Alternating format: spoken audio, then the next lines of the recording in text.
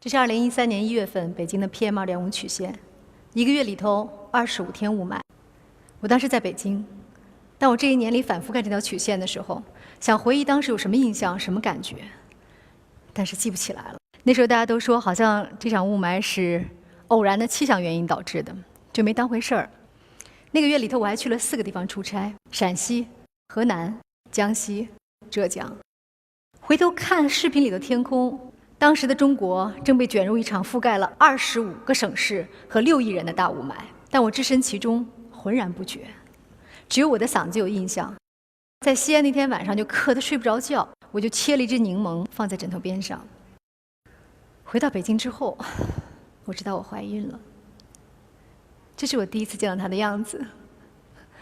那时候我就觉得她应该是个小女孩，因为我觉得那是像个桐花头。听到她的心跳的那一瞬间，我觉得我对她没有任何别的期望，健康就好。但是，她被诊断为良性肿瘤，在出生之后就要接受手术。做麻醉之前，医生对我说，她这么小的年纪做全身麻醉是有可能醒不过来的，你要有个心理上的准备。我还没有来得及抱她一下，她就被抱走了。后来护士在我手里放了这只小熊，那是用来安慰小孩的，她用来安慰我。我再见到我女儿的时候，她还在昏迷。医生对我说，手术很成功，但有一件事情你要原谅我。他说她太胖了，所以刚才麻醉的时候，我们扎了好多针眼才找到静脉。我就拿着那个满是针眼的小手放在我脸上，叫她的名字，直到她睁开眼睛看了我一眼。我是一个非常幸运的人。后来我辞职，陪伴她，照顾她，只要一家人在一起，平安就好，健康就好。但是回家的路上，我就已经开始感到害怕了，全是烟熏火燎的味儿。我就拿一个手绢捂在她鼻子上，这样做很蠢，因为她会挣扎，就会呼吸得更多。以前我从来没有对污染感到过害怕，去哪儿我都没戴过口罩。现在有个生命抱在你怀里，他呼吸、他吃、他喝都要由你来负责，你才会感到害怕。那场雾霾持续了差不多2个月，它让我意识到这件事情不是偶然发生，也不可能很快过去了。它就是我10年前在山西生活的时候我看到的天空。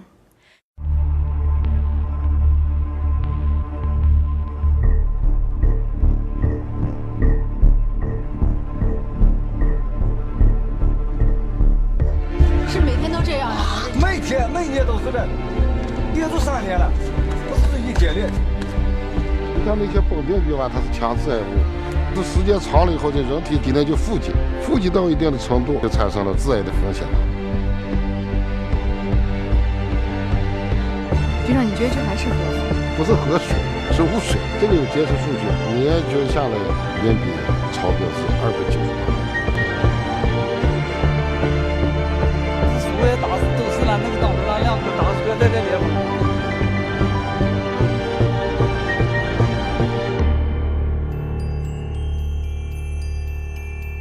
你见过真正的星星吗？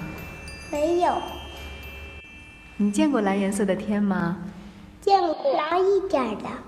你见过白云吗？没有。2004年我采访这个6岁的小女孩的时候，无论如何我都没想到，她所说的就是我女儿可能会面临的一个世界。这是2014年，整整1年的北京，只有空气优和凉的时候，我才能带她出门。但是这样的天能有多少呢？污染天数175天，这意味着1年当中有1半的时间，我不得不把她像囚徒一样关在家里面。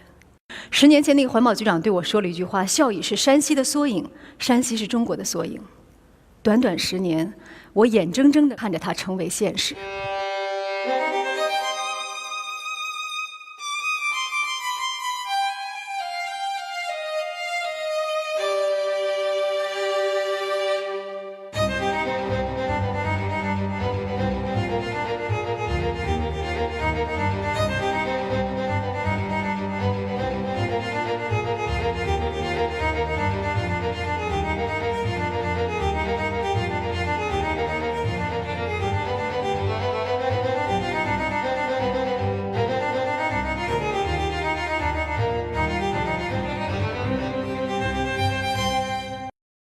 以前我看过一个电视剧叫《穹顶之下》，他说的是一个小镇上被突然天外飞来一个穹顶，扣在底下，与世隔绝，不能出来。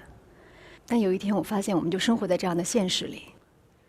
有的时候早上醒来，我会看到女儿站在阳台前面，用手拍着玻璃，用这个方式告诉我她想出去。她总有一天会问我：“妈妈，为什么你要把我关起来？外面到底是什么？它会伤害我吗？”这一年当中，我做的所有的事情，就是为了回答将来她会问我的问题：雾霾是什么？它从哪儿来？我们怎么办？雾霾是什么呢？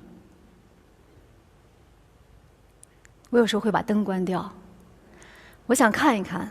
我知道 PM2.5就存在这当中，它们是一些空气动力学直径小于2.5微米的颗粒，所以它们才能折射大量的可见光，留给我们一个能见度很低的世界。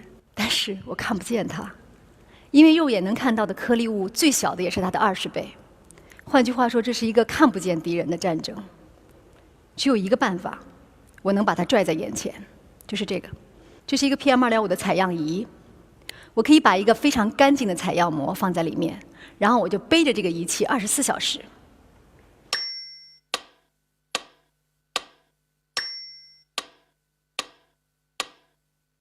这是那个采样膜最初的样子，对吗？24小时之后，它是这样的。如果我不对自己跟孩子加以保护的话，所有的东西都会呼吸进去。它有多少呢？305.9亿微克每立方米。谁也听不懂这个数字，对吗？我们只能比较它。这是世界卫生组织的标准，这个是美国的，这是欧洲，这个是中国。那么我们在当天呼吸进去的是多少呢？几乎是中国标准值的5倍。但这只是一个听上去有一点耸动的数字而已。我很想知道那个采样膜的里面到底是什么物质，我就请北大邱新华博士给我做了一个测试。他分析出来的结果是这样：当中有15种致癌物，其中世界上最强的致癌物苯并 A 比，它是国家标准值的多少倍呢？14倍。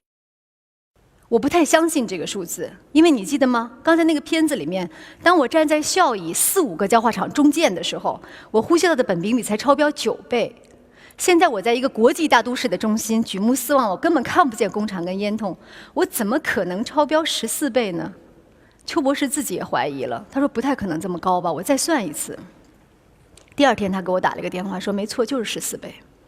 大量的样本显示有很多人比你更高，超标20倍。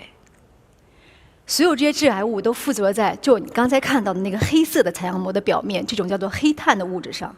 它非常小，只有0.2微米，但是它是一个锁链的结构，所以如果它打开的话，2颗黑碳能有多大？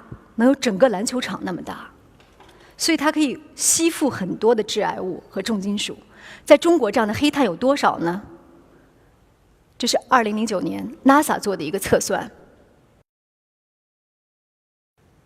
那个紫的发白发亮的地方是中国，它像幽灵一样在我们的上空飘荡。所以我就去找了北大，我知道他们有一个实验室，我说我能不能当一个志愿者？你把我放在一个高浓度的一个实验舱里面，测试一下我的身体反应，这样我可以告诉大家。他犹豫了一下，对我说：“不好意思，这个实验没法做。”我说：“为什么？”他说：“因为你知道，每一个实验都需要一个伦理安全值，这个安全值要保证受试者不能受到太大的伤害。但如果我设定这个值的话，外面大气比里面实验舱的空气浓度还要高。换一句话说，就是我们每个人都生活在一个终生暴露的实验舱里。它的结果会是怎么样的？北大换了一种实验方式，他们就直接测试人们在日常生活中身体的反应，长达1年。我自己也参与和体验了这个实验，这是我得到的结果。我自己有呼吸道炎症，是易感人群，细颗粒物会影响呼吸系统，增加气道炎性反应，还会进一步影响心血管系统，超细颗粒物升高跟心脏供血能力降低有关系。这段话我念都念不通，因为我不明白是什么意思。所以在科学家的帮助下，我们把它做成了一个动画。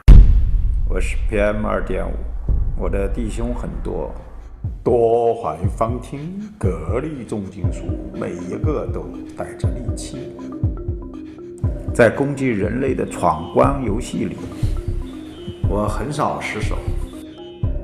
第一关鼻孔，鼻毛和鼻涕能挡住外来异物，90%的直径大于10微米的颗粒物都在这里阵亡，但挡不住我们。第二关，咽喉。上呼吸道的纤毛10微米，1秒钟扇动20次，但我身体轻盈，器官平滑肌受到刺激，收缩试图阻挡我，这是自驱驱路。第三关，下呼吸道，这里有像道长的大树一样密布的支气管，是我们最好的滑雪道。我们一路跟白细胞、淋巴细胞等交手混战，人类因此引发革命炎症。我们的大部队最终到达树杈尽头的肺泡。人类的肺泡有3亿多个，我们一旦挡住肺泡，人类就喘不过气。但这里有我们最可怕的敌人——巨噬细胞，它们专门吞噬异物，号称体内清道夫，这是一场恶战。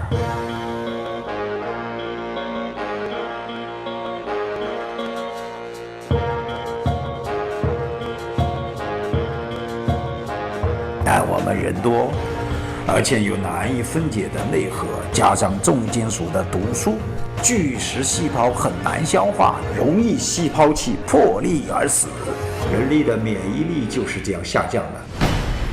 我们还有一组刀锋战士，粒径小于0.5微米，可以穿过肺泡膜直接入血，沿途损伤血管内膜，让人血管变窄，血压升高，引发血栓。我们甚至可以通过肺循环来到人类的核心中枢，向你们的心脏发起总攻，造成心肌缺血，损伤心律混乱，引发心梗。战斗吧，人类！你们的每一颗呼吸，我都在。这个是中科院提供给我们的测算。这个复杂的图表显示的是，当 PM2.5 的值升高的时候，人群的死亡率是随之上升的。这个趋势的测算，很多科研机构都做过。我看到中国的前卫生部部长陈竺的测算结果是，在中国每年因为大气污染过早死亡的人数是50万人。在这场跟人类的战争当中，我们最脆弱和最容易受到伤害的就是我们的孩子和我们的父母。这些小孩大多才2个多月大，还没有出过门，但是已经得了肺炎，他们在接受雾化治疗。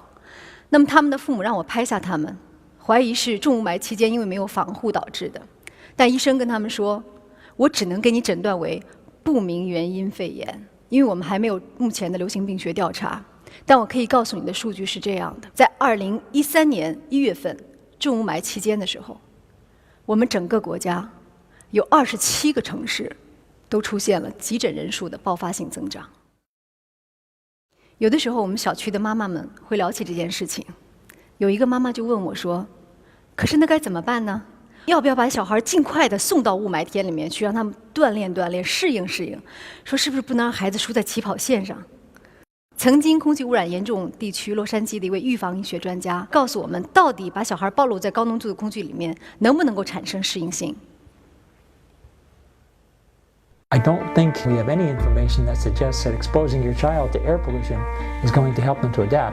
If we expose them on day 1, they lose some function. If we expose them on day 2, they don't lose the same amount. But that's because not that they have adapted, but because they've already lost the function and they already are injured. It has been shown in several studies around the world now that children in cleaner places grow faster than children growing up in a more polluted area.Poor lung function early in life is a predictor of lung problems later on in life. And so doing something about the air while a child is growing, you can make a change in that child's life. 这是我们家楼下，前2天雾霾严重的时候我拍的，当天 AQI 已经超过了500爆表，严重污染。可是我楼下这个小学，孩子们还在打球、跑步、玩耍，在运动的时候，人的呼吸量会增加5到10倍。然后我看着他们，我意识到说，我不可能一直保护我的孩子，总有一天他到社会当中去，呼吸是没有办法选择，也没有办法逃避的。你的每一口呼吸它都在。一个成年人像我们这样的人，每天要呼吸大概25000次。天长日久，日积月累，这些东西在我们的肺里面会是什么样子？我们非常感谢在北京肿瘤医院有一位患者和医生同意我们拍摄记录了这一场手术。她是一个早期的肺癌患者，她是一位女性，50多岁，在医院的财务室工作，她跟家人都没有吸烟史。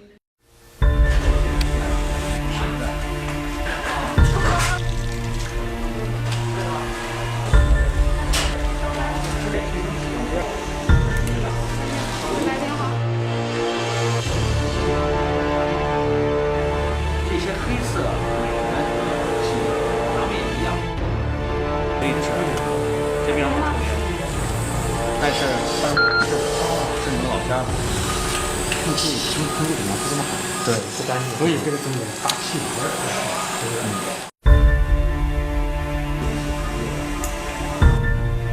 人体啊，只有肺的淋巴结，为什么这样？就是因为人家是肺吸的，淋巴系统的人的免疫系统，它就是防御淋巴。当这个黑色的物质让它沉积之后，影响它对癌细胞的。所以是不是把它的免疫功能已经锻炼了疲劳？所以你看，今年的世界卫生组织 WHO 呢，已经把肺的慢性疾病划为肺癌的高危因素。让我们非常安慰的是，这场手术很成功，所以患者在肿瘤摘除之后基本可以康复。医生就把这个黑色的淋巴结摘下来之后拿给他的家人看。那家人问：“那您能告诉我，到底我爱人为什么会得肿瘤？”他说：“我只能根据我的临床的经验和推断告诉你，我怀疑是空气污染。世卫组织告诉我，颗粒物是被列为人类的1级致癌物。”我听他说的时候，我有一个疑问：如果是肺癌的话，肺癌应该有一个潜伏期，它起码应该在10年左右。可是雾霾我们这2年才听说，对吗？那怎么会这么快就能够导致肺癌呢？我就向 NASA 提出了一个申请，能不能你们把这10年来华北上空的卫星图片发给我？这是我收到的。2012年，北京的上空；2011年12月的北京；2010年华北上空；2009年华北上空。再看看10年前，2005年的华北。可是我不能相信，因为我就在华北天空下生活，这10年来我怎么没有觉察到雾霾的存在？我就去找了我们国家奥运空气质量保障小组的组长唐孝炎院士，他给了我这条曲线。这是2004年，11年前，那时候我们还没有 PM2.5的检测，但我们有 PM10。他说，根据当时的估算，那个时候在污染期的话 ，PM2.5可以达到300到400，属于今天的严重污染。我问他，我说：“难道我失明了吗？”2004年我在北京。他说：“你看看这张照片吧。”那是什么？我说：“那应该是霾吧？那我怎么不知道呢？”他说：“你再查一下当天新闻报道的标题，首都机场因雾出现今年最严重的航班延误。”那个时候我们一直认为那是雾，我们一直把它叫做雾。所以看到这张照片，作为曾经的记者，我的内心是有自责的。因为那些年里面，我一直认为自己是在报道各类的污染事件，但是我一直认为，好像我听到矿山的炮响才叫污染，我看到工厂的烟筒才叫污染。我从来没有想到过，我们生活在都市中心的人，我们每天看到的天空，那就是污染。我那个时候已经不再是记者了，我早就是当事人。但我还有一个疑问：如果是那样的话，我小的时候家家户户都在烧煤油炉子，对吗？我们每天晚上都在呛人的味儿里面睡着，再醒来。我怎么没有听到那是很多人得肺癌呢？一直这个问题，到我认识了我们国家从事这个研究30多年的何新洲教授，他才给了我一本资料。这个，我国26城市大气污染与居民死亡情况调查，1976到1981。为了让大家看清楚，我把他的结论打在屏幕上。很简单，那个时候的大气污染已经跟居民的肺癌死亡率分布一致。那个时候的大气污染就是煤烟性污染，只不过这份材料在当年一直是内部资料。人们在当年并不是没有闻到呛人的味道，但煤炭带来的温暖和能量在当时更重要。1980年前后，北京市内有3700家工厂。对于一个充满发展渴望的农业大国来说，烟筒被认为是进步的标志。在有的人的眼里，它就是2根烟筒；在有的人的眼里，它是回家的坐标。我们对污染远远缺少经验、认识和控制技术。除主要污染物没有制定标准，燃煤量虽然远不如今天，但排污量巨大。从科研机构的 PM2.5 站点数据来看，2006年年均 PM2.5 浓度要高于今天。就在这一年，中国提出节能减排，设立二氧化硫等重要排放标准。此后，主要大气污染物开始整体下降，但是对能见度能够产生影响的细颗粒物增加了，极端重度污染天数增加了，人们对于污染感受强烈。经济发展给中国人带来寿命的增长和更多疾病康复的机会，但是空气污染的风险得到凸显。过去30年内，我国的肺癌死亡率上升了465%。虽然吸烟和老龄化仍然是这个数字的主要因素，但细颗粒物明确的致癌风险越来越得到重视。2012年 ，PM2.5 被列入监测范围，国家大气污染防治行动计划实施。随着收入增加，信息透明，人们对环境的期待越来越高。一个人，别说人了，一个活物应该怎么活着？春天来的时候，门开着，风进来，花香进来，颜色进来。有的时候你碰到雨或者碰到雾的时候，你会忍不住想往肺里面深深地呼吸一口气，能感觉到那个碎雨的那个味道，又凛冽又清新。秋天的时候，你会想跟你喜欢的人一起，就一个下午什么都不干，懒洋洋地晒一会儿太阳。到了冬天，你跟孩子一块出门，雪花飘下来，他伸着舌头去接的时候，你会教给他什么是自然和生命的美妙。但现在呢？这一年每天醒来，我做的第一件事情就是先看一下手机上的空气质量指数，用它来安排我一天的生活。我就靠盼着一点西北风过日子。我戴着口罩逛街，我戴着口罩购物，我戴着口罩去跟朋友见面。我用胶条把我们家的门窗每个缝都给它粘上。带着孩子出门打疫苗的时候，他冲我笑，我都会感到害怕。说实话，我不是多怕死，我是不想这么活。所以每次碰到有人问我说你到底要干嘛做这件事情，我只好简单的告诉他，这是我跟雾霾之间的一场私人恩怨。我要知道它从哪儿来，我要弄明白这一切是怎么回事儿。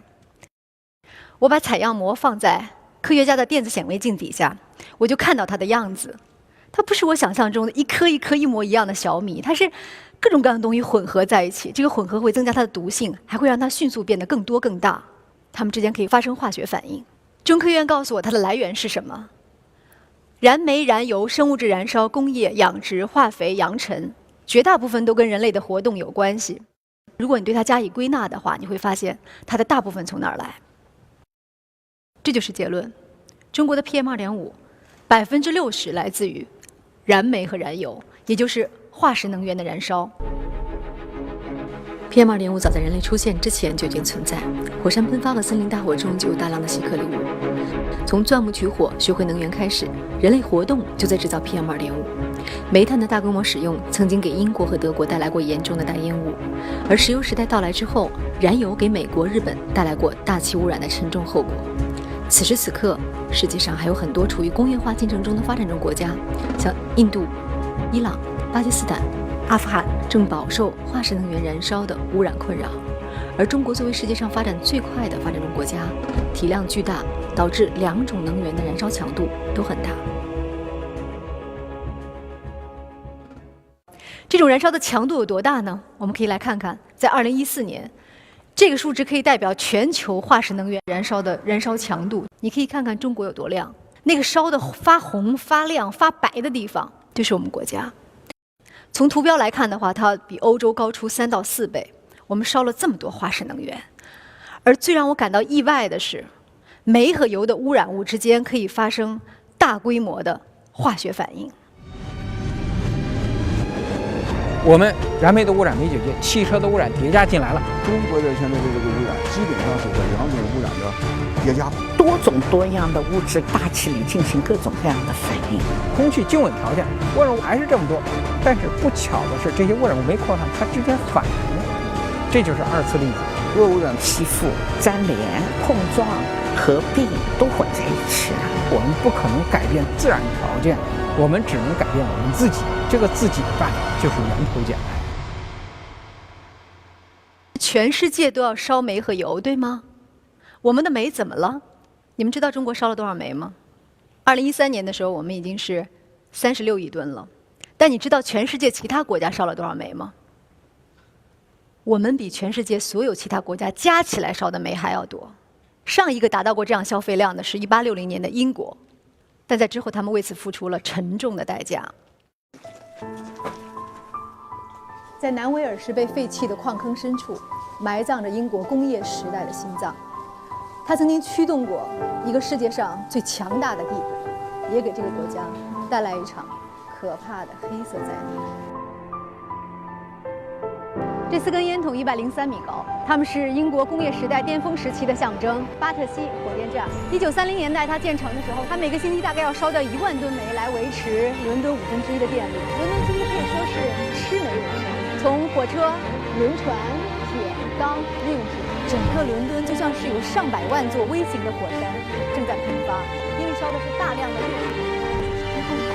家庭壁炉的烟尘带来的污染是工业的2倍。在漫长的岁月里面，伦敦已经被煤烟浸透了。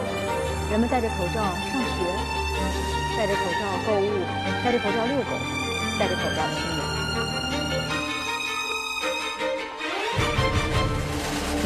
灾难来的那天是1952年的12月5号，冷空气横跨了英吉利海峡，覆盖了整个泰晤士河的河谷，把煤烟控制在了云层之下，没有办法扩散。Poison smoke is closed down. Residents have difficulty in breathing the murky air. 人们走在大街上没有办法看到自己的脚，甚至要靠盲人来领自己回家。交通警察用大灯照着自己，免得被车撞。全伦敦一片死寂，你只能看到救护车，因为他们要运送那些生命垂危的人。但是他们走在街上，只能靠前面有人拿着火把来为他们照明。前前后后，在这场大烟雾中死去的有12000人，死者的肺部组织切片经过检验被确认，他们死于长期吸入烧煤产生的黑碳和短时间内吸入的高浓度的含有重金属的颗粒。清洁空气联盟的测算显示，伦敦当时空气污染的程度可能远超中国当下。虽然当时并没有 PM2.5 的检测，但是大烟雾事件发生时，二氧化硫的浓度超过世界卫生组织标准的190倍，比中国 PM2.5 超标的倍数高出一个量级。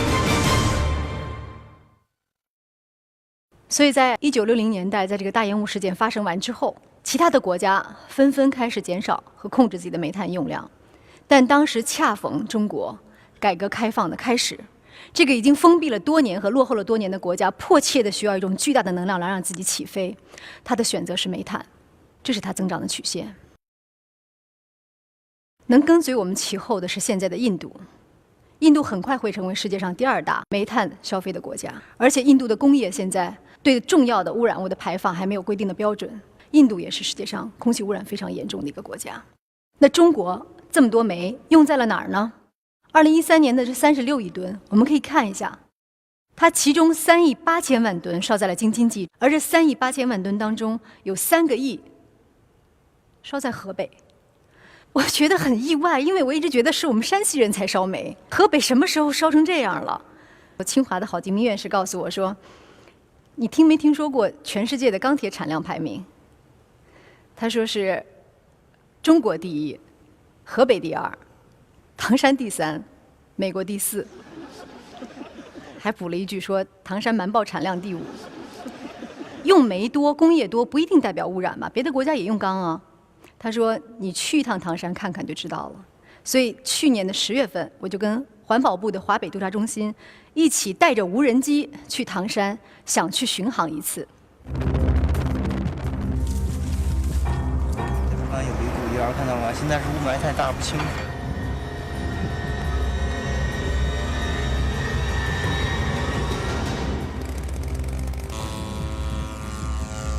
但现在这个天气看不太清，好像。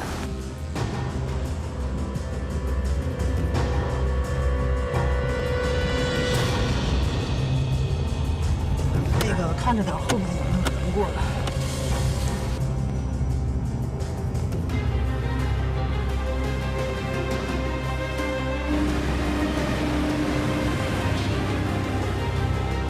现在闻到这个特别呛的二氧化硫的味儿，应该说这个烟尘。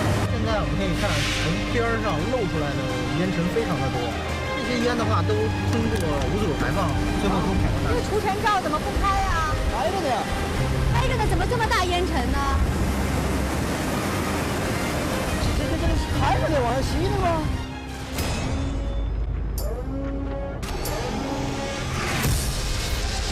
哇靠，这儿是什么？你看，走下去确认。这绝对是职业生涯中最惊险的一幕，太吓人了！停！掉下去人了！当时掉下去的就是环保部华北度假中心这个巡视员张大为，我们当时都吓坏了。就因为这个工厂里头夜里头它没有灯，然后也没有任何警示，这有一个差不多3米深的坑，里面都是钢筋跟水泥。大为想下去看一看到底这个地方有没有排污，结果就掉下去了。幸好没有受太大的伤，然后我们就把他连夜送到医院，又送回北京。但最让我意外的是，花了这么大的代价，这么多艰辛，我们也明明拍到这些排污的证据了，最终这个企业没有受任何处罚。我问大为为什么，他说：“你去问问我的领导吧。”有60%以上的钢铁企业没任何审批手续，当天话甩了一笔不用，就是一纸通知停止审批。不管你合法的、不合法的都停止审批。真正的破罐子破摔的，就是黑户。监管部门都不想去触及这一块，关得了吗？能取缔得了吗？怎么关不了呢？你开玩笑，1000万吨钢是多少人就业？10万人就业。河北的钢铁企业是到什么程度？已经到了你取缔不了的程度。一个地方有大量的工业、重工业布局集中，消耗大量的煤，而且还没有办法很好的控制污染，同时还无法取缔和关停，会是什么结果？我有一个好朋友叫老郝，也是我当年新闻调查的同事。10年前是他跟我一块儿去山西拍的污染，他知道我们家是临汾的，有时候会发张照片调侃我说：“听说你们家现在是全球污染城市之首。”我也无可奈何。然后10年之后，我就把这张照片发还给了他。再看清楚点儿，为我市退出全国74个城市空气质量排名倒数第1而喝彩，这是他们家河北的标语。很遗憾的是，这个城市今年又反弹回了第1名。但这种玩笑真的是让人心酸，而且对于一个居住在北京的人来讲，只要偏南风一吹，从河北来的污染物会这样过来。空气是没有墙的。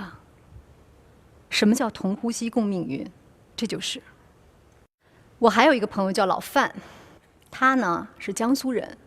以前我跟老郝2个人是争论冀省还是贵省更污染的时候，他就在旁边说：“哎呀，我们南方人真的不知道什么叫污染。”现在他们华东也沦陷了。但他很奇怪，他说：“不可能吧？我们华东至少跟煤应该没有关系，因为我从小到大都没见过煤。”对，我给他看这张图，这是你们家的钢铁厂，这是你们家电厂，这是你们家附近的水泥厂。在你们江苏，每30公里就有一个电厂，而且这些企业现在排放的情况怎么样呢？在这儿我们就能看到，此时此刻他们的排放，红色的全部是超标企业。稍放大点，你就能看到，在华东整个地区到底有多少在超标排放。而被夹在中间的上海，它自己烧的煤也不少，它是单位燃煤量最高的国际性大都市，每1平方米的土地上要烧掉10公斤煤炭。我们的煤越烧越多，会是一个什么后果？有一个我从来没想过的问题，就是好煤会烧得越来越少，对吗？那我们怎么办？那么劣质的煤炭就会越来越多。劣质到什么程度？这是我们常见的煤，这个呢？这是煤吗？我最初认为这肯定不是煤，这是木头吧，因为还看到纹路，包括上面的化石。但是洗煤协会的人告诉我，这就是煤，它叫褐煤，是全世界最年轻的煤，年轻到了它的煤化程度特别低，一烧的时候将近有1半会变成黑灰，全都飘在空中。那这样的褐煤我们用了多少呢？这是这些年来我们生产它的曲线。它造成的后果是这样：2013年10月21日，第1天供暖的哈尔滨，它的雾霾爆表 ，PM2.5 在1000以上。当天的哈尔滨人们是这样生活的。我问过哈尔滨环保局，我说：“听说你们那2天车开出去，公共汽车都开丢了。”他苦笑了一声说：“别说公共汽车了，连我们局长都丢了。”说他那天到现场去检查工作，没一个人认出他，因为雾霾太大了。哈尔滨的雾霾就是因为他们烧了2000多万吨的褐煤，加上在2013年的时候，全国几十万台这样的小锅炉，没有任何标准，也没有任何监管，就这么一烧，就这么一排，就这么一放，你在高空往下俯瞰的时候，1200万人就像是被水泥砌在了底下。煤本身并不一定意味着脏，德国也用褐煤。但是德国人会把它们清洁，把它们进行提质，煤是可以弄干净的。英国人是95%以上都给它洗干净。那么在中国，我们洗了多少呢？我们才洗了不到1半的煤，剩下的另外1半当中，基本上有几亿吨是没有任何用，而且又污染又浪费的，叫灰分的东西。我们就这么把它拉的，用汽车拉，用火车拉，满世界的跑，再放到煤炉子里面把它烧出来，毫无作用。造成的结果是这样。很多这样的煤是被我们普通的居民给烧掉了。即使在中国城市里面，我们现在都有1/4的人是在烧散煤，他们烧的量不算大，只有20%，但这20%排放出来的二氧化硫，跟所有的大电厂加起来一样多，就这么厉害。最要命的是，它的毒性还非常大。在北京，冬天 PM2.5的毒性远远大于夏天。光致癌物的含量就是夏天的25倍，它为什么会这么高？就是因为散烧煤炭是主要原因之一，它的致癌物的排放因子是非常高的。中国人几十年来早就已经在承受这种散烧煤炭带来的痛苦。在云南的宣威有一个叫虎头镇的地方，是全世界肺癌最高发的地区之一。这是一个肺癌晚期的病人，他在咳血，但是他已经没有力气去驱赶苍蝇了。所以他就请别人在他的身上放了一张粘苍蝇的纸。这是这个老人和这些年他身边被肺癌剥夺走生命的人。而有的家庭已经空无一人。我们总是听到一种声音说，中国还是发展中国家，跟我们谈环保太奢侈了。但往往受污染最严重的就是最穷的人，他们最容易受到伤害。他们最需要发出声音，他们最需要得到帮助。这些年来，我们的煤消耗大，结果是越来越劣质，还缺乏清洁，排放也缺乏控制。它造成的结果就是这个。在中国，煤炭消耗量越多的地方，它的 PM2.5的浓度几乎也就是越高。我就说把煤弄干净，最简单的办法，我们要降到20以下，我们的天肯定是蓝的。我们做不到这一点，我们的煤能不能集中去燃烧去，把散煤降下来去发电去？我们即使再退一步，这一步你也做不到。我们把散烧的煤洗干净，行不行？如果这个煤能够洗干净的话，现在的排放我至少减少1半。我们现在就改变的这2条，就必须把煤给降下来，或者把煤弄干净。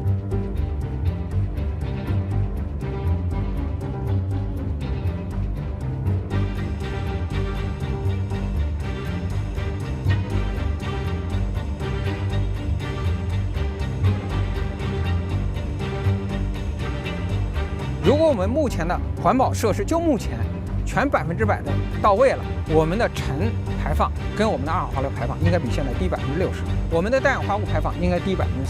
咱们中国的污染治理，第一得靠管理，第二还得靠管理，第三还得靠管理。习总说，法律的尊严在于执行。中国用30年的时间走完别人100年走过的工业化的道路，所以我们煤的污染之上还要再附加油的污染。那么我们的油怎么了？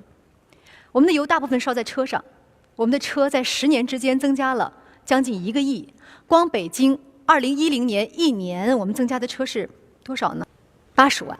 80万是什么概念？就是把所有这些车头和尾这样连起来，可以从北京排到深圳，然后再从深圳排回来，这是1年增加的。造成的结果就是这样。北京本地的污染源当中最大的就来自机动车。还有一个城市出乎我的意料，某城市1年的雾霾日达到200天以上。你可以猜一下这是哪个城市？哪个？再看一次。青海、青岛、杭州。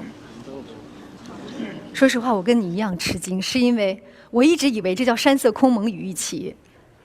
后来我就打电话问杭州市环保局，他说是，因为它是全国人均机动车保有量最大的城市，平均2个人1辆车，所以它的机动车污染要占到40%。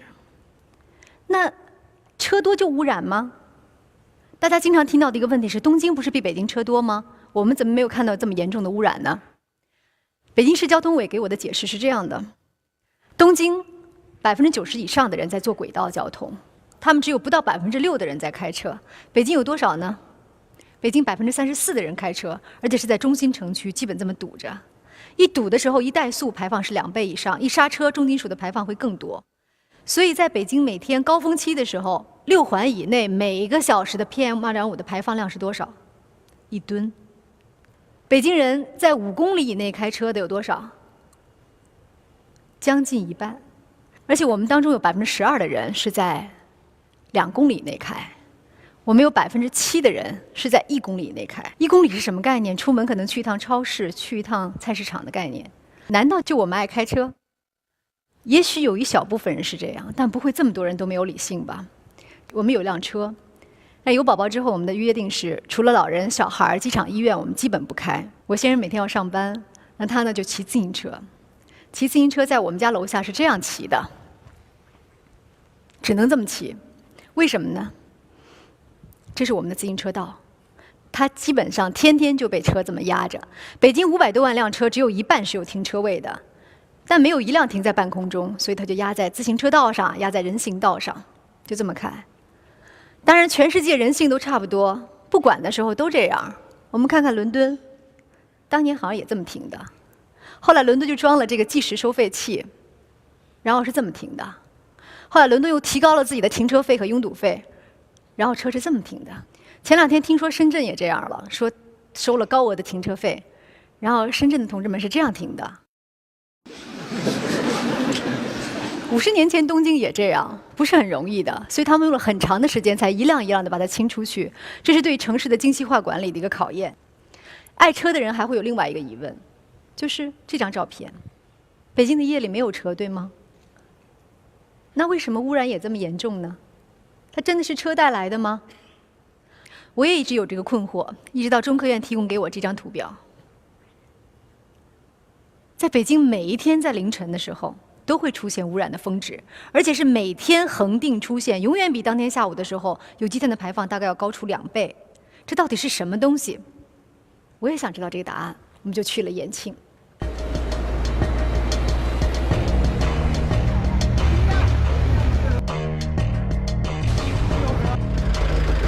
这个不满足国四的一个基本配置。这个车不是国四的，那怎么弄呀？咱们买个新车。这啥跑车？啊，这是今年的标啊。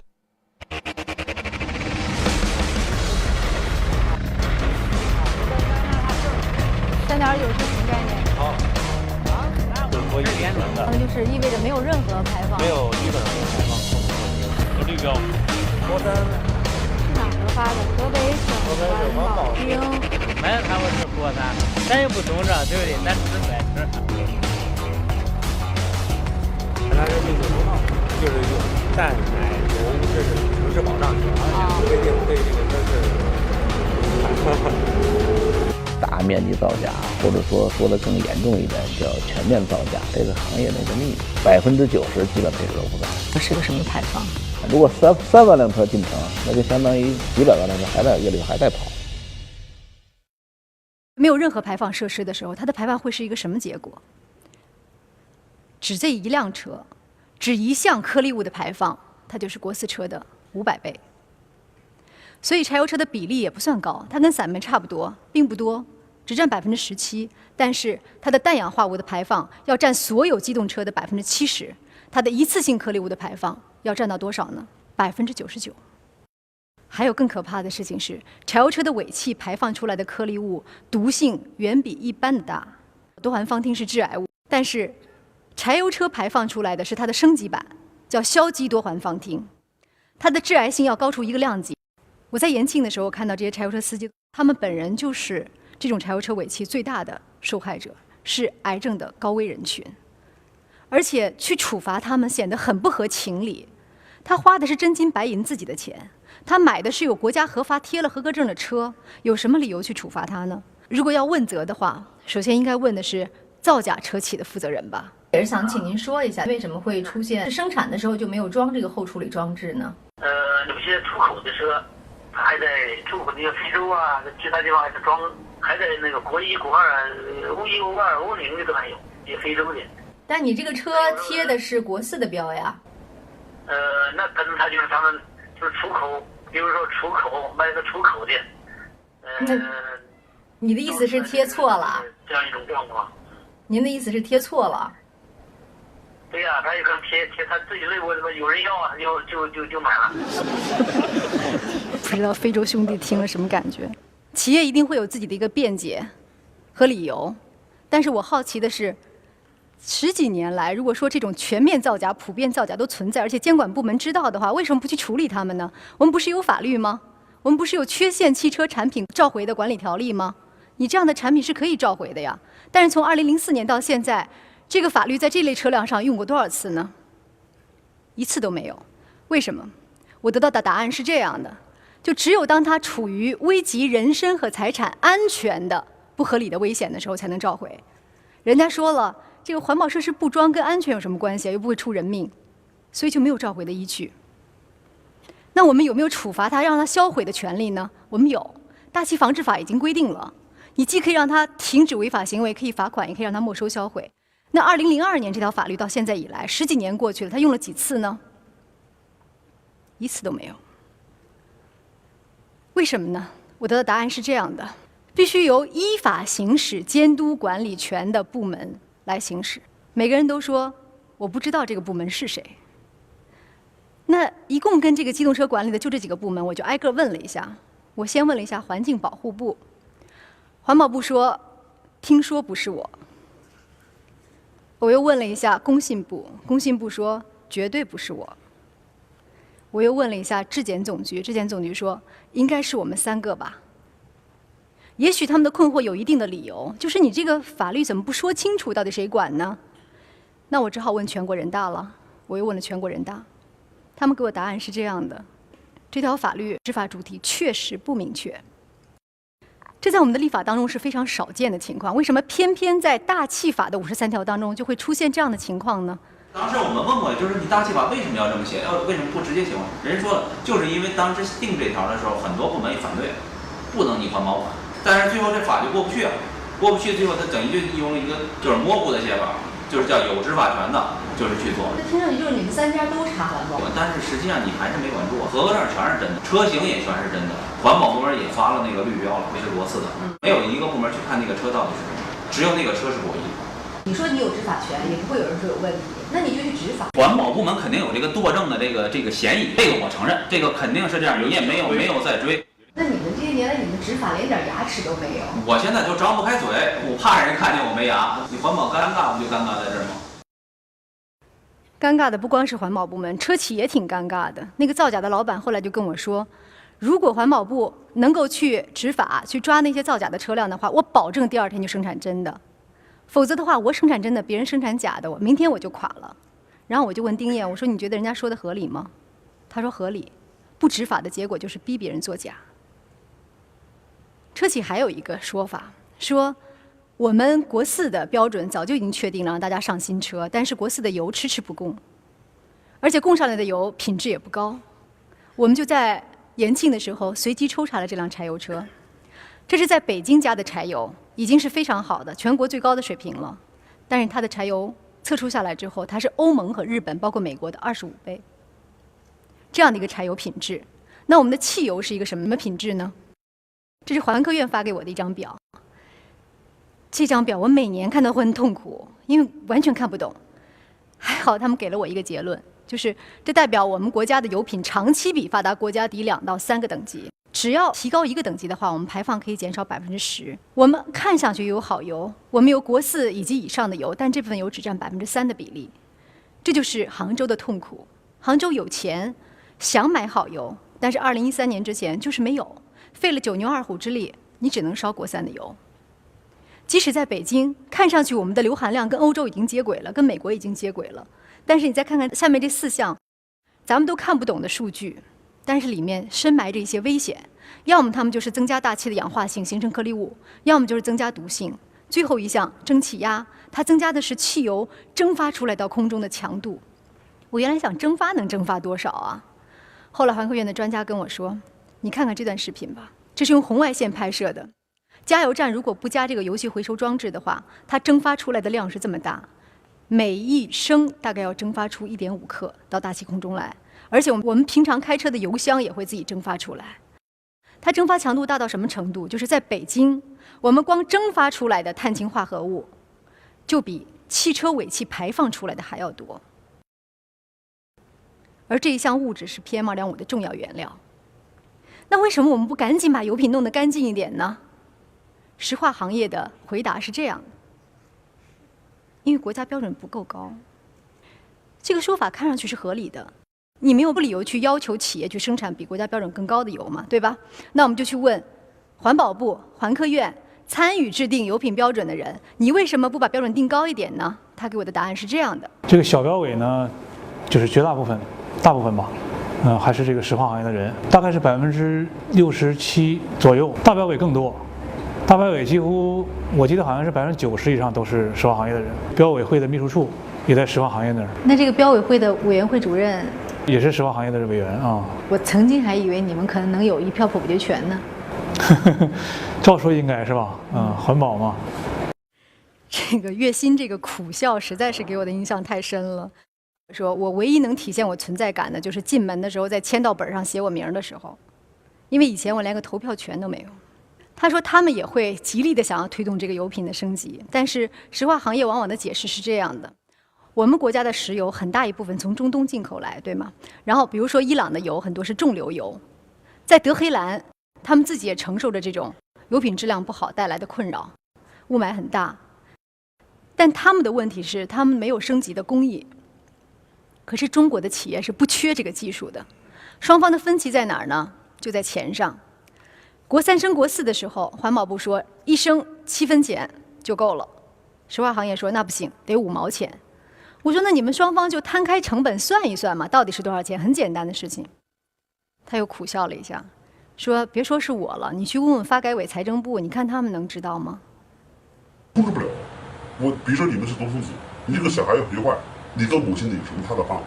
只能拳击打一顿呗，连天天打，要不然人家有10个孩子也不会调皮捣蛋，你知道吗？他们在你们面前，人家更不搭理我们，他副批单位啊，你拿什么招啊？他搭理你啊？你价格是不今天不涨价，明天必上门了，你涨不涨？不涨我都要公囊，就这话。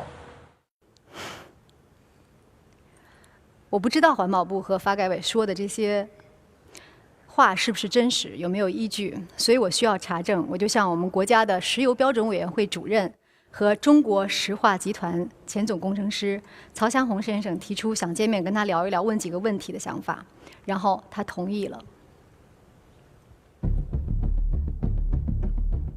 如果是石化行业的人占多数的话，有可能会损害掉了大众的一些公共利益。组织石油产品标准的制定，不应该找一个不懂炼油企业的人。环保部门的人不懂吗？环保部门，我认为他不懂。说如果标准是拟定，然后升级的时候你又说升不了，然后到了期限你又供不了油，然后你可能会说出很多原因，但人们就不信任。但是中石化不牵头来起草，谁有能力来起草这个东西？比如像有的国家，第一，它的环保部门有懂行业的人；第二个，他在提交这个草案之前，他就会跟石油行业的人有充分的接触、了解、沟通、博弈。到最后的时候，他的健康报告、他的经济报告全部都提供给委员会，然后通过公开的一个程序让大家来做研判，而且都有彼此发言、彼此辩论的一个机会。如果是这样的一个方式，您觉得是可以考虑接受的？这可以接受。我早就想信任这个标准化委员会主任。真的，外面人说你摆上中石化，中石化的人说你吃里扒外，里外不落好。能不能把自己的这个不管是投入还是升级的所有的成本能够公示？现在社会上自然的对中石化、中石油这样的企业有一种这个不信任感。您认为这种？我们很多人不讲辩证，只要是有缺点就不你无限放大，越描越黑，还不如不说。大家会想说，为什么我们不把标准提高一些，用它来倒逼油品升级呢？万一升级了，因为弹幕引起的社会不稳定、社会动荡，那有没有可能成品油市场干脆彻底放开，这样不就不存在断供的可能吗？弄得不好就出大事儿，不是阿猫阿狗谁都可以来搞经营的。他可能会想说，那为什么中石化中只有挣钱呢？大家也都可以挣钱。是的，大家都可以挣钱，所以我同意深化改革，逐步放开。如果是国家要决定说推动这样的改革，那你国家去研究去，这可能会有什么样的风险？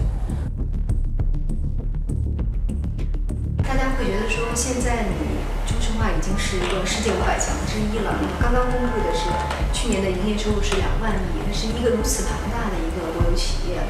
那么为什么不能够在这个关于环境问题上，能够更多的承担起自己的社会责任呢？中石化是大，就像一个人很胖，但是虚胖。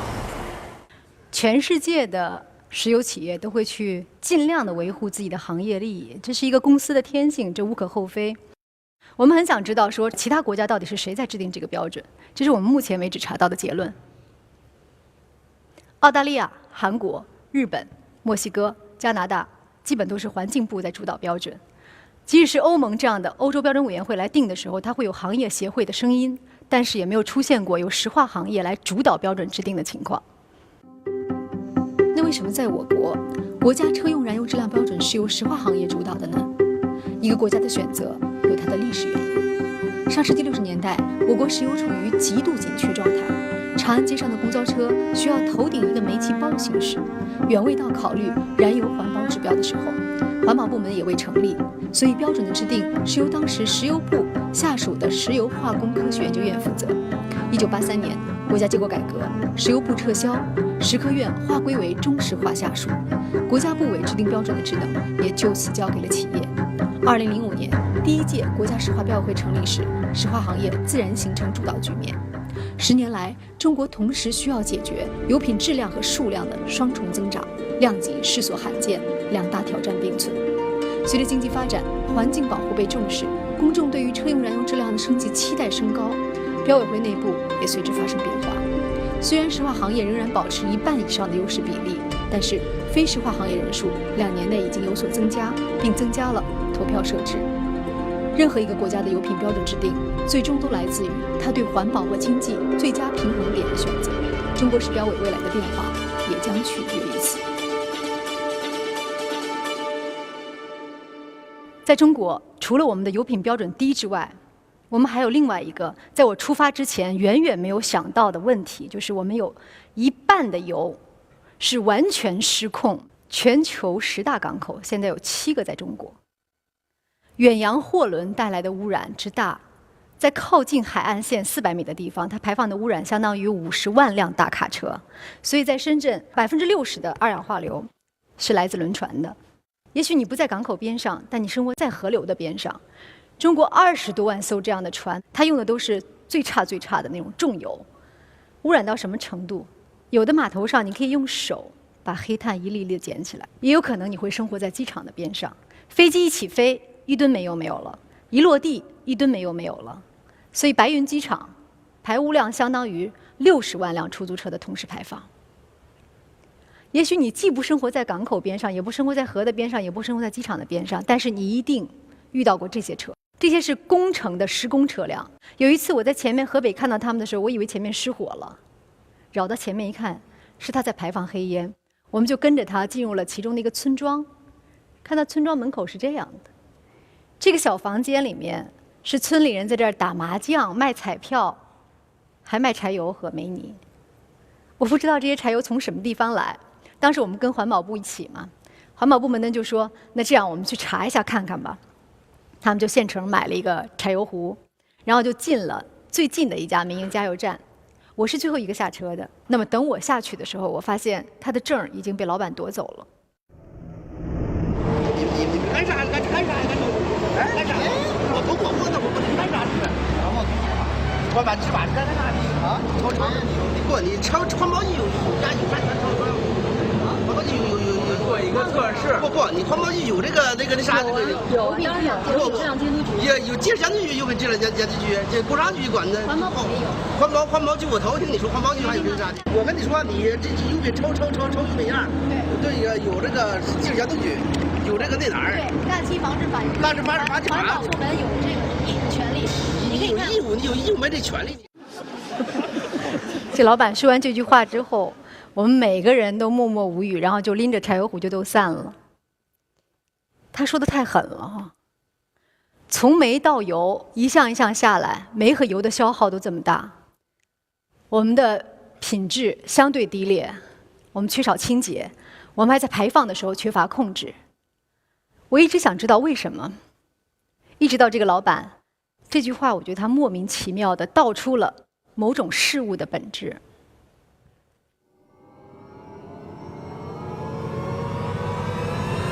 洗煤不到1半，我们没有这个约束，没有这个标准啊，没有这个国家规定啊。河北的干地结实到什么程度？已经到了你取缔不了的程度。对这个14年的时间了，这个处罚就没用了。90%以上都是石化行业的人。环保部门，我认为他不懂。环保尴尬不就尴尬在这儿？我现在就张不开嘴，我怕人看见我没牙。环保部门有这个权利，你有义务没这权利。所以有一天晚上，有一个从事环保工作的人给我发了这张照片。这是1999年的报纸。当年他大学毕业，他说他受到感召，然后进入环保局，很想有所作为。他说：“现在我怎么觉得我有时候就是个吉祥物呢？”我安慰他嘛，我说：“你怎么这么说？”他说：“你是一个调查记者，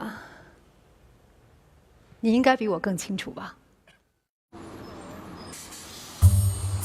你没有土地手续，您敢不敢建？”不敢建。您要是没有这个工商手续，没有税务，您敢不敢建？不敢。那为什么没有环保手续就可以？环保应当是有，应当是慢慢就有，慢慢就有了。慢慢就有。这些情况你们发现了没有？都采取过措施，现场检查、询问笔录、处罚决定。那事实就是它建成了，还投产了。该走的程序走了，该下的花龙树下了。人家企业不去听，咱们也没有办法，就这种无奈了。那你这就算是违规建设？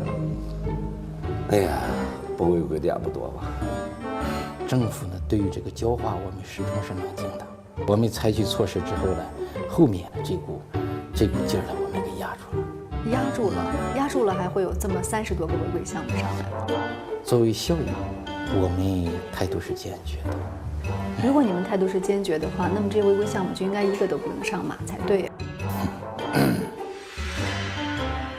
他这个猫呢，是地方政府养的猫，所以他这个猫呢，能不能做耗子，做几只，由政府说了算，不是环保部门说了算。我们走过了长达几百米的海岸线，看到的都是同样的黑色化学淤泥，闻到了4到5种的化学药品的味道。我们在这坐在这儿，闻到的这种刺鼻的味道是什么味道？我的嗅觉可能不是像你们那样的灵敏。你是说你闻不到？没有那么很浓的灵敏度。1吨钢如果把它所有的环保成本省下来，不去装的话，它能够省100块钱。1吨煤能够省156块钱。一辆车如果不装环保设施的话，能够大概省2万。油品少升级1次，能够省500个亿。10年前我问空气中是什么味道，我没有得到答案。现在我知道了，空气中是钱的味道。当年拍摄那段采访，当地的市委书记跟我说：“你可一定要拍下我治理污染的成果呀。”所以他就让我们拍了这一段。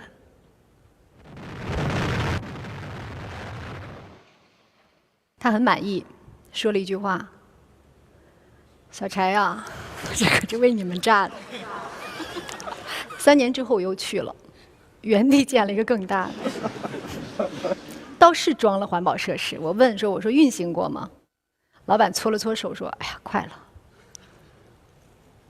当时那个书记跟我说：“都跟我讲环保，跟我讲环保。我问你，谁敢把中国的经济掉下来？”我也想知道这个答案，所以10年之后我就去了河北的钢材市场。进去之后，空空荡荡，这些粗钢都已经生了锈，埋在荒草里头，然后有的都做了鸟窝。我就问这个经销商小伙子，我说生意怎么样啊？他说：“你看看旁边有车来拉吗？”他说：“这么多企业生产的都是一模一样的最低端的东西，而且只靠量竞争，只靠价格竞争，到最后我现在还不如去卖白菜呢。我们生产1吨钢要消耗多少能源呢？600公斤煤炭，3到6吨水，我们要排放多少呢？这么多二氧化硫，还有这么多烟尘。那生产这么1吨钢，它现在的利润有多少？你可以猜一下，多少？1000，连一只茶叶蛋都买不着。1吨钢，2014年，不到2块钱。那我们烧1吨煤呢？我们大概得排放多少污染物？这么多二氧化硫，这么多二氧化氮，这么多一氧化碳，还有这么多粉尘。你也可以猜一下，1吨煤现在利润多少？2个茶叶蛋。你还真是高估了。它的结果就是连一杯饮料都买不着。我们36个重工业当中，现在22个严重过剩。所以中石化的曹强红先生有一句说的是挺准确的，就像一个人胖，但是虚胖。可是这些企业现在还在接受着大量的补助。可以看一看，这是2011年到2013年政府给予这些钢铁的上市公司给他们的补助。其中有一家企业为了避免让它退市，就隔1年给它补一次，补多少呢？个10、百、千、万、10万、百万、千万、亿、20亿，隔1年20亿。而其中有一家已经严重亏损的企业，在拿到这个补助之后，在他们的办公室里面挂了这么一个条幅：贴身肉薄，刺刀见红，是比某钢便宜100块。所以央行的副行长刘士余把这些企业叫做僵尸企业。他们在消耗着大量的金融资源，他们将给我们的实体经济带来不可估量的风险，而这些企业到目前为止还在扩张。前2天我收到一个小女孩的信，她跟我说，他们家边上的焦化厂到现在还在扩建，要把他们家的房子拆掉，他爸不同意，然后他爸就被打伤了，他希望我能帮帮他。这个女孩就是10年前那个看不到星星和白云的王慧琴。我问他：“你现在身体怎么样？”他说：“阿姨，我现在顾不上身体，我现在只想让我们全家能够有一个住的地方。”还好前2天我给他打电话，他说，那个焦化厂的老板刚刚被纪委带走。但是这些已经被认为是严重过剩的行业，还有将近1半的省份在“12五”规划当中仍然把它们列为支柱产业。理由也很简单，如果你城镇化还要发展，只要提升1%。这些东西都能消化得了，只要你盖房子就需要钢铁，只要你修路就需要跑车，不是吗？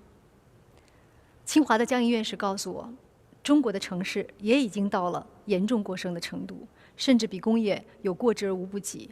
我不太相信，因为我觉得30年来，像我们这样普通家庭的变化和对生活的改善，都是依靠城市化的建设来进行的。在我小的时候，我跟我妹妹出生在这么一个大宅子里。它有300多年的历史，住了10几户人。后来这个条件改善了，到了我妈的工作单位，我们分的房子。这个房子有12平米，住我们5口人。晚上睡觉的时候呢，我们就把这个床板再加一块木板，用椅子垫着，就变成双人床。这是我卧室的窗户，还挺洋气的啊。实际上这个卧室很小，它没有窗，所以我只好在上面挂了一幅画，代表一个小小文艺女青年的幻想。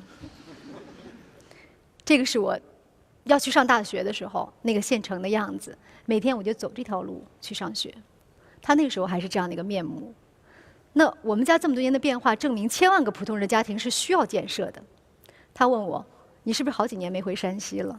我说：“对。”他说：“你去看看吧。”在今年我就带着孩子回一趟山西，沿途用手机拍下这段视频。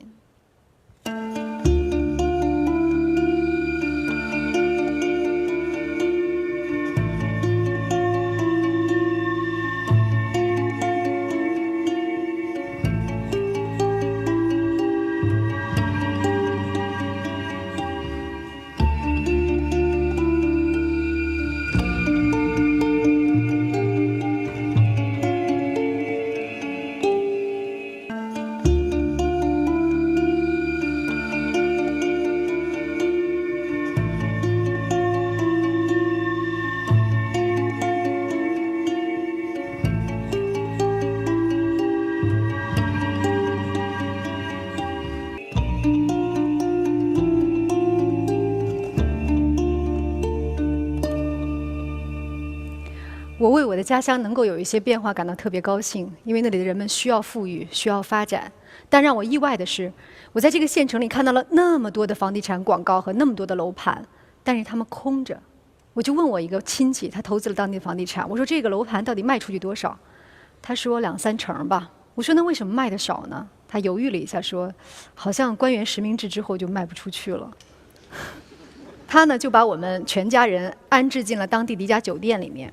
我一到酒店门口差点吓回来了，因为它是一个就声称是5星级酒店，而且是安排了一个总统套间。我说千万不要，他说哎没关系，才200多块钱。我们家开车进这个停车场，这个停车场一盏灯都没有，乌漆麻黑，然后就颤巍巍过来一个大爷，拿了一个手电筒给我照着。然后一路又把我们送进酒店大堂，然后又照着手电筒把我们送过走廊，送进房间。整个酒店连灯都没有，因为没有人住。回到北京，我跟江院士有了解这件事情，他跟我说，你看到的山西只是中国的一个缩影。在中国，每天要消失80个自然村，我们房屋的平均寿命只有30年。在中国，一共有200多家地级市，其中184家要建成国际大都市。现在中国有13亿人，但是如果我们把目前城市规划当中这些人口都加起来的话，它是34个亿。1998年，我拿这个小箱子来到北京的时候，在这儿上学，找到工作，在这个城市找到我自己的价值跟归属。如果没有中国的城市化的话，我现在应该是在山西我父母帮我找的一个单位里面，戴着蓝袖套，打着算盘度过余生。城市给了我们个人的自由，也给了这个国家30年来的繁荣，未来还会有3、4亿人要进城，这一个必然到来，不可避免。他们会给这个国家带来不可思议的文明和财富。但是，假如用投资拉动工业和拉动城市发展的模式不改变的话，结果会是什么？国务院发展研究中心做的测算是，15年之后，我们的耗煤量会达到60亿吨，我们的用车辆会达到4亿辆。这意味着什么？清华的倪维斗院士告诉我说，这意味着我们将在用光所有的资源之前，我们就用光所有的环境容量。这意味着在中国，雾霾还只是刚刚开始，堵车只是刚刚开始。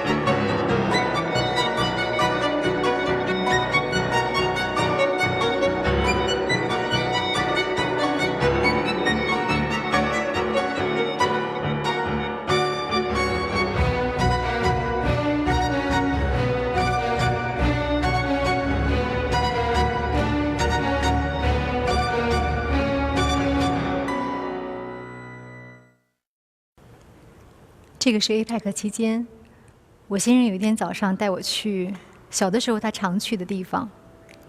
他父亲在那里教会他滑冰、游泳、钓鱼。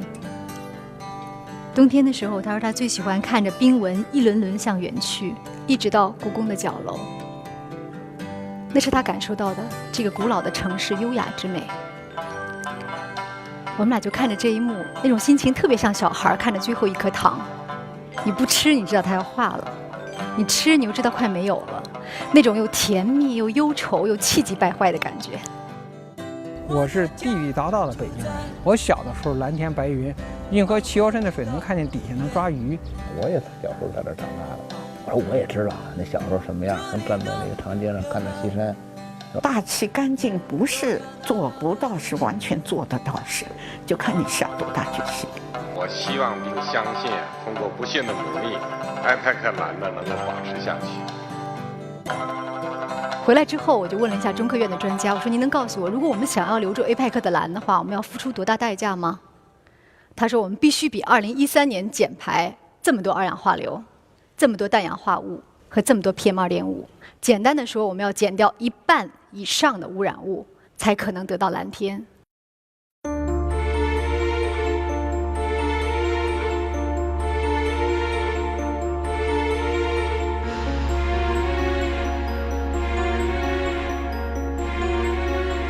中国2030年的目标，我给定一个峰值，实际上就是一个倒闭机制，所以就要走的是低碳发展的一个道路。大家会想说，如果我为了环保，会不会就是真的牺牲掉了发展？这是你应该还的账，你过去做错，你现在应该还。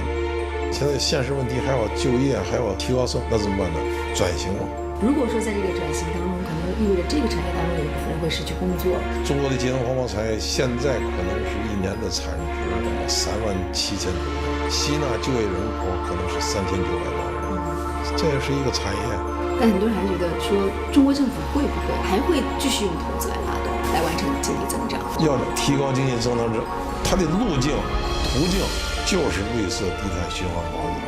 伦敦盐湖事件或者洛杉矶上，他们解决的问题60年、70年，他的经验教训，我们这个阶段会大概缩短。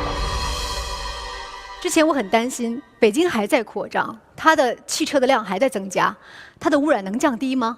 但是这是洛杉矶，一个跟北京非常像的地方，它也是三面环山，空气扩散条件很不好，所以它曾经发生过大规模的光化学污染烟雾事件。你可以看看1950年，这是在好莱坞的商店当中卖的一种罐头，里面装着洛杉矶的空气，它上面有一行标语叫“如果你有恨的人，就买一罐送给他”。你可以想象当时生活在其中的人的感受和愤懑。但是从1970年以来，洛杉矶的车辆还在上升，上升了这么多，3倍，但他们的排放呢，降低了75%。他们怎么做到的？我就去一趟洛杉矶，在那里观察。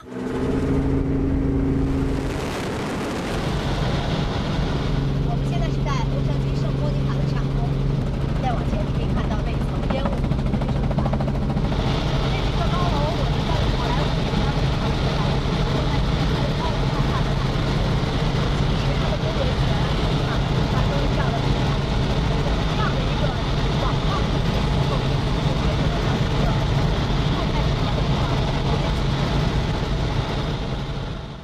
洛杉矶这种摊大饼的城市规划被认为是典型的失败案例，它的公交系统也远没有有效地建立起来，造成车辆毫无约束的发展。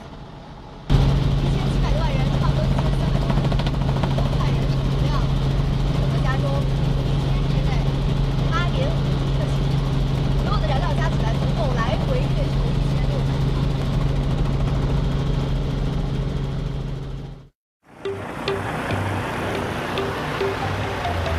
那边是啤酒厂，那边有个大仓库，像这个车就是刚刚从长滩那个大港口运货过来的。你看这个像擎天柱一样的大家伙，18个轮子，大概有20多米长，它的质量相当于一个坦克或者是一个重型装甲车。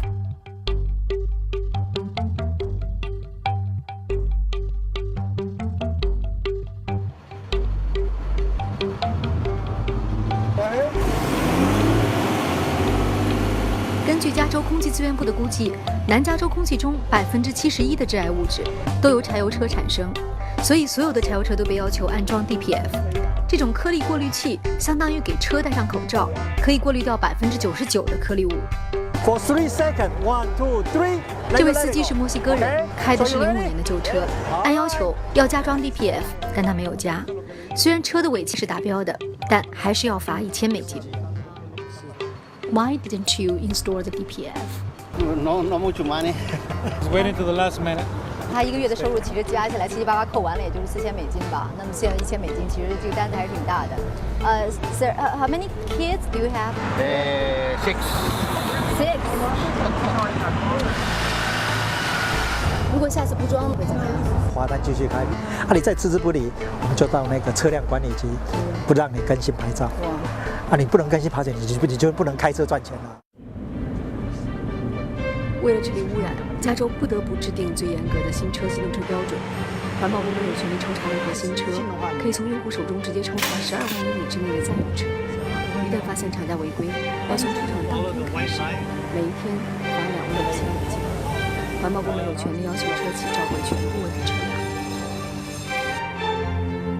45% of the citizens want to comply to be good corporate citizens, and 45% say, well, I don't really want to, but I'm going to because I might get caught. And 10% say, catch me. I'm going to go in the left lane of the freeway and go 100 miles an hour and come and catch me.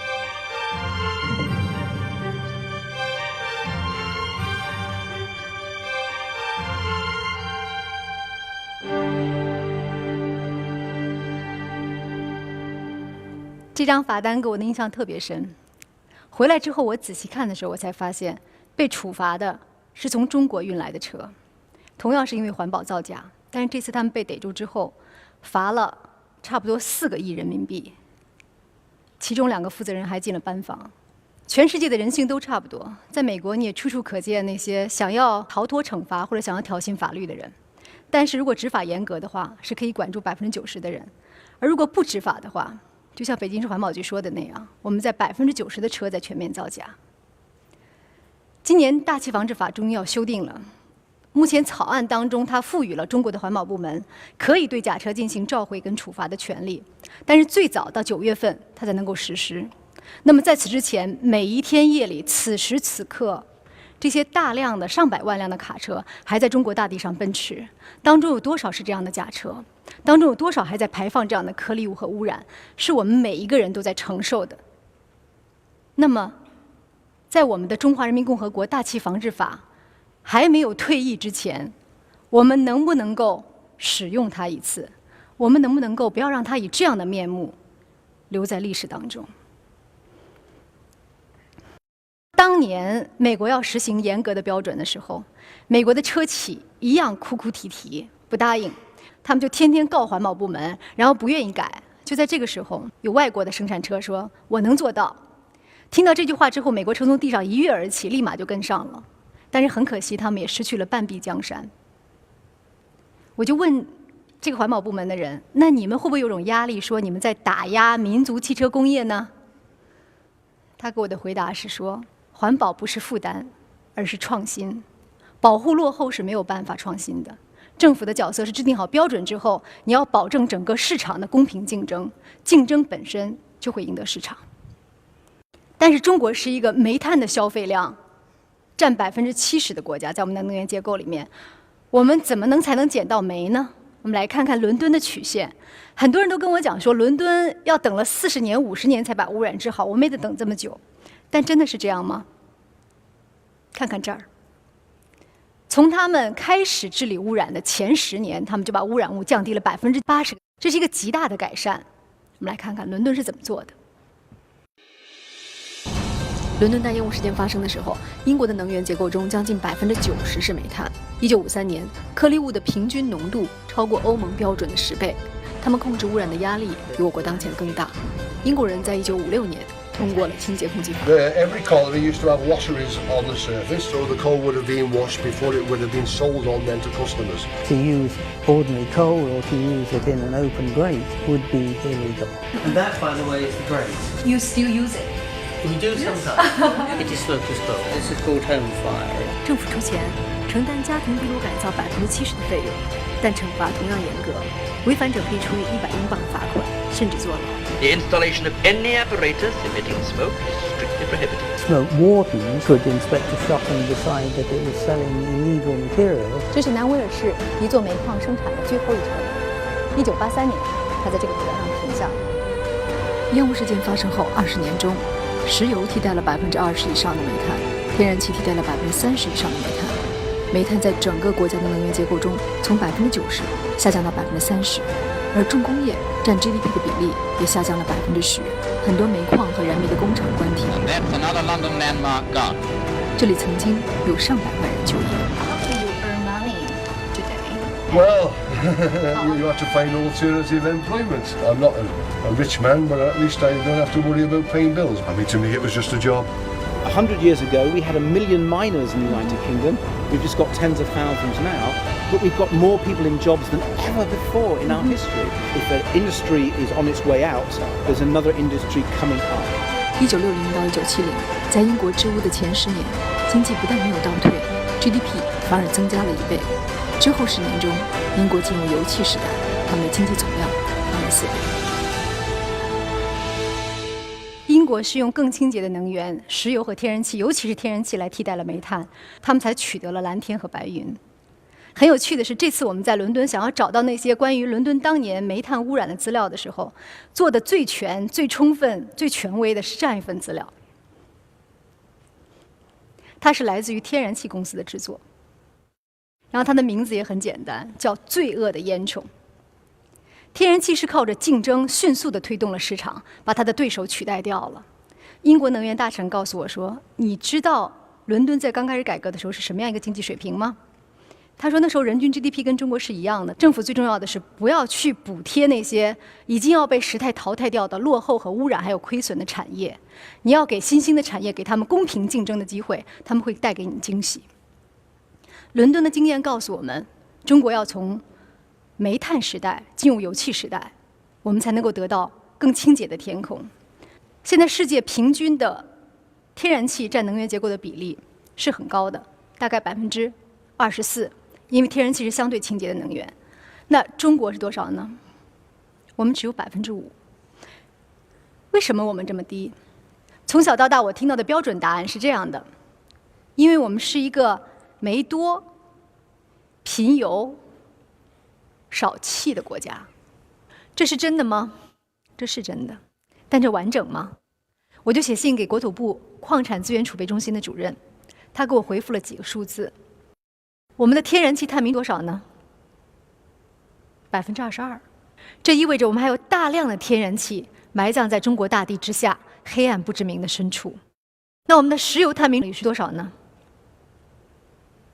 ？38%。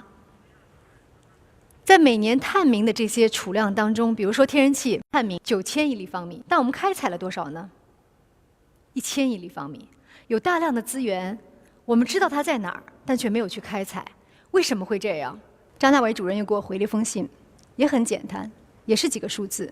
他说，拿世界上最大的天然气生产国美国来说，他们有6300家天然气石油公司，我们有几家呢？3家，其中70%集中在一家手里，中石油。美国有160家天然气管道公司，我们有几家呢？3家，其中70%集中在一家手里，中石油。这是他给我的答案。如果我们开放这个市场的话，我们的天然气的产量可以翻一番，我们的探明储量可以翻一番。为什么你迟迟的没有进入油气时代？我们为什么就不能多搞点天然气？石化是一个没有开放的行业，中间的每一个环节基本都是一个垄断环节。垄断是不可能有创新的。外界的人士这就属于滴水不进。这就是一个独生子，这个玩具都是他的，他可以玩得很腻，他可以乱扔。人家说什么你就听了。油品经营还与安全有关系，弄得不好就出大事。看你怎么理解这个能源安全。Well, energy security is really important, but the new technologies that we can work on together are answering that problem. 只要有竞争了，他就会千方百计去创新，去改变自己。You may be interested to know that the company that controls the electricity distribution around this city, London, is Chinese owned. 我们要把能源价格降下来，你才会有竞争力。I think by being open, you share ideas, you innovate, you get the best from the world. 中国的雾霾需要治理的话，最关键的是什么？能源的体制改革。做这次演讲，我才第一次接触到中国的能源问题。我有一个很粗浅的感受：中国的改革开放不是像我原来想的那样，像一个小鸟破壳的过程，一出来是一个完整的活泼泼的生命。它更像一个质料蜕壳的过程，一点一点一点从原有的壳里面退出来。而能源就是留在这个壳当中的最后一个部分。它一直被认为是事关这个国家的安全和经济的安全，所以它一直不被当作是商品，它也一直很难受到真正的市场经济规律的支配。但这个壳本身也在付出代价。这是能源系统这2年的腐败图。它是一个腐败高发的区域。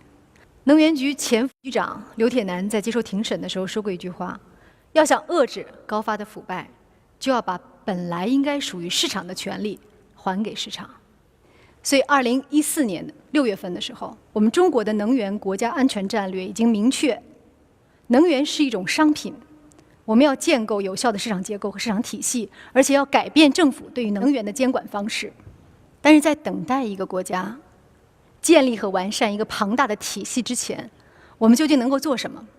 世界上再强大的政府也没有办法独立治理好污染，它要依靠的就是每一个像你我这样的普通人，我们的选择，我们的意志。2003年报道非典的时候，我得到的最宝贵的经验是，只有信息公开才是一切公众参与的基础。3年来，中国政府在向公众提供空气质量的预报，同时他们也建立了世界上最为庞大的在线监测系统，对于污染企业的。我们要做的就是把这些数据用起来，不要把钱浪费掉，让数据变得被我们看到，让它放在阳光底下来晒。这是一个手机的 App， 下载了这个软件之后，在手机上你就能够看得到距离你大概5公里左右的地方有哪些企业正在排放污染物，这些红色的都是表示他们正在超标排放。中国的6000家重点企业排放了65%的废气。你可以向环保部门去举报，你也可以在微博当中公开它。所有这些带着蓝色痕迹的，都是被公民举报之后他们承诺的整改日期。当然会有一个遗憾，有一些地方的数据如果根本就不公开怎么办？所以去年1年我参加了一个地方首部环境公众参与立法的研讨会，在这个研讨会上我听到了很多的争议，但是大家争议的焦点就是要不要把重点企业的信息强迫他们进行公开。到最后他的结论是，河北省出了第一个公众参与的条例，当中规定重点污染企业必须公布自己的信息，如果你不公布的话，公民可以提起诉讼，要求你每天处罚，而且最高可以每天罚你10万。但是谁来做这些事情呢？中国有1%的环境争议事件进入了司法程序，为什么会这么少？你可以猜猜看，今年之前有多少家中国的公益组织是具备司法诉讼主体资格的？一家都没有。就是因为当时我们的民事诉讼法规定，只有有关组织才可以提起诉讼。至于谁是这个有关组织，没人知道。但是1月1号开始，新环保法已经规定了，只要你从事环境公益活动5年以上，没有违法记录，你就可以承担这个诉讼主体的资格。现在700多家环保组织，他们已经有人在试，提出的标语是：新环保法给力不给力？小伙伴们正在试。像我们这样的普通人，如果你没有时间去参加一家环保组织，那么你还可以做什么？我们跟自然之友合作，做了一个小的动画。如果你在5公里范围内出行，试试乘坐公交、骑自行车或拼车。如果开车，发动机空转不要超过30秒。在路上看到冒黑烟的柴油车，适时拨打12369电话举报。柴油车的黑尾巴含有大量 PM2.5， 危害公众健康。如果看到有餐馆直排油烟，适时要求他们安装过滤装置，或在美食网站打差评。看到工地土堆裸露、尘土飞扬，怀疑加油站有油气泄漏，适时拨打12369。如果你家在烧煤，在能够负担的情况下，尽量不烧劣质煤炭，让妈妈试试清洁炉灶，保护家人的健康。你还可以试试随手拍定位工业污染源，监督举报违法行为，在微博中当地环保部门，试试关注污染企业名单，拒绝购买他们的产品。大气政策法规的制定和修改时，试试参与公众意见征集，表达你的声音。一念之间，改变雾霾。之前我路过家门口裸露的工地的时候，我经常就是捂着鼻子就过去了。但现在我知道说，在北京 PM2.5当中，至少15%左右是来自于扬尘的时候，我决定试一试。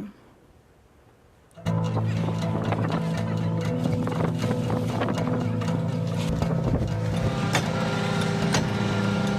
们住在这个附近，这个图你们怎么没盖上？你领导在哪儿啊？在那边找。你们这路边那个那么一大堆纸没盖，咱们当初一做全是两。知道，这个是我们的对。什么时候盖呢？马上就开始。好吧。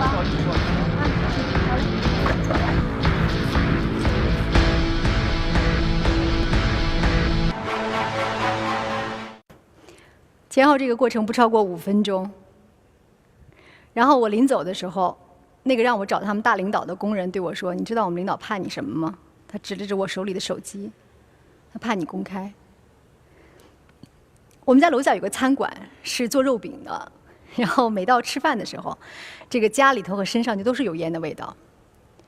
以前我不觉得这有什么问题，世界上中餐馆不都这样吗？但后来我知道，在北京餐饮带来的 PM2.5的污染占到至少6%，而北京的餐饮业占到全国的12%，这么大量的一个餐馆，以前我觉得没有办法，后来等我到伦敦之后，去中餐馆吃饭的时候，我发现他们那儿没有味儿，为什么呀？这个老板就把我带进了他们的阁楼，然后看到这么一个东西，这个东西就叫油烟净化器，伦敦政府要求他们强制安装，而且有人定期来检查。我觉得这个是不是高科技啊？后来回北京一问说，不光北京有，而且北京是要求餐馆装的。我就打了12369举报的电话，然后1个星期之后，小区里面运来了这么个东西。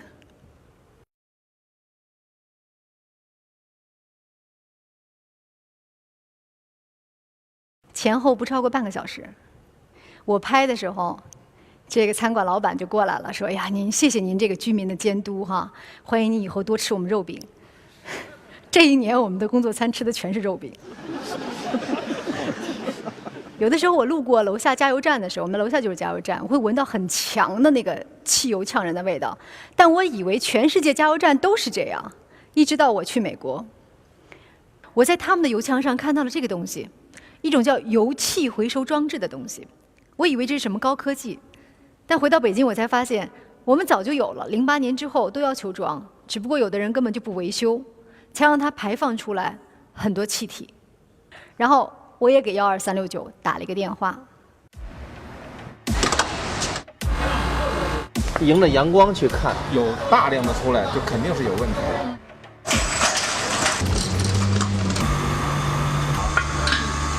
如果咱们加油的时候闻见这种味儿，就不正常，看不见这油气吗？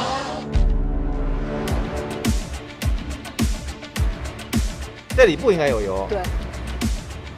哦，这是的，那说明出的油多。对，进的气就少了。进的气少，那个油气就有一部分跑到大气里边去了。停用，然后马上维修。要求加油站每年必须要对它的油气回收装置进行一次强制检验。可以打12369，我们举报电话。但你们一定会去吗？一定会去，100%会去。他承诺100%会来。真的会来吗？我不知道，但我们把这句话放在这里，视为一个检验。我们可以记住这几个数字：12369。如果你不打，它就永远只是一个数字。我说过，我这一年过得很不痛快，老觉得是在过一种很临时的生活。真的，雾霾天一来，我就不知道我明天在哪儿或者未来在哪儿。但是呢，就在那个餐馆老板把那个油烟装好的那一会儿啊，我突然觉得我好像脚落实地。这种感觉很难说清楚。你明明知道说它对于改善大气污染的作用是非常微乎其微的，但就是因为一个人知道了自己做的一点点事情，可以让事情本身变得更好，他心里面就能够踏实了。所以回头来看人类与污染的之间的战争，历史就是这样创造的，就是千千万万个普通人，有一天他们会说不，我不满意，我不想等待。我也不再推诿，我要站出来做一点什么。我要做的事情，就在此时，就在此刻，就在此地，就是此生。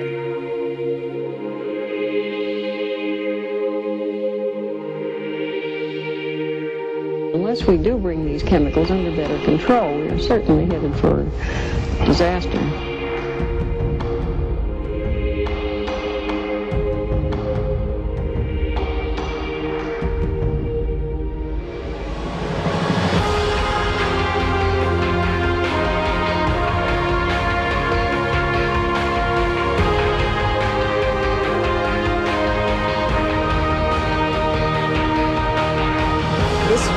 System that you call home.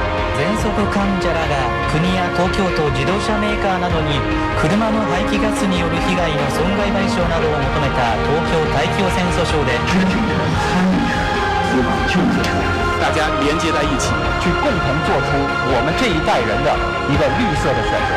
If you don't know how to fix it, please stop breaking it. You grown up say you love us. Please make your actions. And for me, it is absolutely my responsibility then to do whatever it takes to protect my child.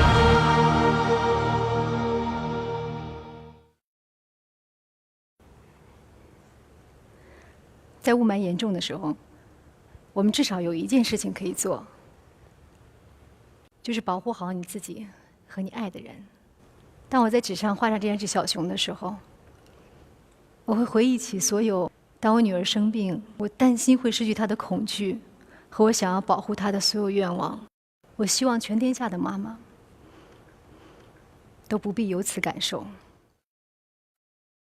现在她已经长大、健康、痊愈，很壮实活泼，还是胖乎乎的，特别喜欢大自然和小动物。但很多时候我没法带她出门。他呢，就在自己的小花盆里面养了一只蜗牛。每天早上他醒来的时候，就跑到花盆那儿，冲着蜗牛吹口气。他觉得这样能帮着小蜗牛长大。他是那么的喜欢这个世界。成千上万的孩子正在孕育，正在出生。这些河流、天空、大地，是应该属于他们的。我们没有权利只知消费，不知克制；我们没有权利只知抱怨，不知建设。我们有责任向他们证明，一个被能源照亮的世界，同时可以是洁净和美好的。每次在夜空中看到这颗星球孤独旋转，我心中都会有一种难以名状的依恋和亲切。将来有一天，我会离开这个世界，但是我的孩子还在其中生活，这个世界就与我有关，所以我才凝视它，就像我凝视你，所以我才守护它，就像我守护你。